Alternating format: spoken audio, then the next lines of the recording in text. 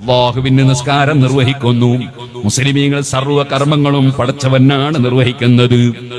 സുന്നികൾ അങ്ങനെയാണ്. ചിലര് പറയലുണ്ട് നേർച്ച അല്ലാഹ്ക്ക് മാത്രം, ബാക്കിയുള്ളതോ മുസ്ലിമീങ്ങൾ അങ്ങനെയല്ല. ഇന്ന സലാത്തി വനുസുക്കി വമഹ്യായ വമമാതി ലില്ലാഹ്. ജീവിതവും മരണവും അടക്കം അല്ലാഹുവിനാണ് സമർപ്പണം. അതാണ് അഹ്ലുസ് സുന്നത്തി വൽ ജമാഅ. ഒരു നേർച്ച മാത്രമല്ല. ഈ പ്രസംഗിക്കുന്നത് അല്ലാഹുവിനാണ്, നിങ്ങൾ പ്രസംഗം കേൾക്കുന്നത് അല്ലാഹുവിനാണ്, നമ്മൾ ചെയ്യുന്നതെല്ലാം അല്ലാഹുവിനാണ്. അതാണ് യഥാർത്ഥ സുന്നത്ത് ജമാഅത്ത്. നേർച്ച മാത്രമല്ല സുഹൃത്തുക്കളെ, എല്ലാം അല്ലാഹുവിനാണ്. പക്ഷേ നേർച്ച അല്ലാഹുവിനാണ് എന്ന് പറയും പോലെ നമ്മൾ സക്കാത്ത് കൊടുക്കുന്നത് അല്ലാഹുവിനാണ്. അതിനർത്ഥം സക്കാത്ത് വാങ്ങുന്നത് അല്ലയാണ് എന്നല്ലോ. ഇതുപോലെ നമ്മൾ ഒരു ആട്ടിനെ നേർച്ചയാക്കി നമ്മളൊരു സ്ഥാപനത്തിലെ കുട്ടികൾക്ക് കിട്ടുന്ന കുട്ടിയെക്കാണ്, അത് നമ്മളെ ബാപ്പാന്റെ പേരിലാണ്.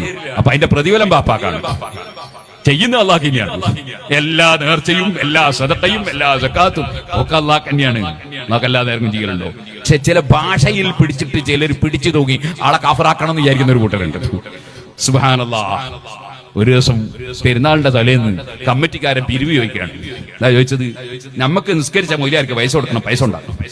നമുക്ക് നിസ്കരിച്ച മൊയ്ലിയാർക്ക് പണം കൊടുക്കണം, അതുകൊണ്ട് പിരിവ് തരണോന്ന്. അടച്ചോനെ, നമുക്ക് നിസ്കരിച്ച മൊയ്ലിയാരോ? അയാൾ പിന്നെ കാഫറായി പോലെ. അല്ല, അതിന്റെ അർത്ഥം എന്താണ്? നമുക്ക് ഇമാമത്ത് നിന്ന് നിസ്കരിച്ച മൊയ്ലിയാർ എന്നല്ലാതെ നമുക്ക് നിസ്കരിച്ചു പറഞ്ഞതേ ഉള്ളൂ. ഇതുപോലെ ചിലപ്പോ കോഴി ബദരീങ്ങക്കാണെന്നൊക്കെ പറയും. അതിന്റെ അർത്ഥം ബദരീങ്ങളൊന്ന് കോഴി ഒന്നുന്നാ എന്നല്ലല്ലോ. അത് ബദരീങ്ങളുടെ പേരിൽ സദഖയാണ്. മരിച്ചവരുടെ പേര് സദഖ ചെയ്താൽ അവർക്ക് അതിന്റെ പ്രതിഫലം കിട്ടൂല. ഇമാം ബുഖാരി റിപ്പോർട്ട് ഹദീസല്ലേ. അപ്പൊ അതൊക്കെ വളച്ചൊടിച്ച് കുറെ മുഖ്യധാര മുസ്ലിമീങ്ങളെ മുശ്രിക്കാക്കി കാഫറാക്കണമെന്ന് വിചാരിച്ചിട്ട് കൂട്ടരിറങ്ങി എന്താ ചെയ്യുക? അല്ലാഹു അവർക്ക് സന്മാർഗത്തിന്റെ വെളിച്ചം കൊടുക്കണ്ടേ? ഓ സഹോദരന്മാരെ, ഞാൻ പറഞ്ഞ വിഷയത്തിലേക്ക് തന്നെ പോകുന്നു. അല്ലാഹു സുബ്ഹാനഹു വ തആല പറഞ്ഞത് എന്താണ്? തെറ്റ് ചെയ്തവർ നബിയെ തങ്ങളെ സമീപിക്കട്ടെ. സമീപിക്കട്ടെ എന്ന് പറഞ്ഞതിന്റെ അർത്ഥം എന്താ? ഇങ്ങനെ വന്നാടെ നിൽക്കട്ടെന്നാ? അല്ല. ഒരാൾ പറഞ്ഞു, ഉസ്താദേ 4 ദിവസം ഈ ഇടത്തെ വേഗത്തിനൊരു വല്ലാത്തൊരു വേദന, ഉടനെ ഈ ഒരു ഡോക്ടറെ സമീപിക്കണം. നമ്മളെന്താ ചെയ്യാ?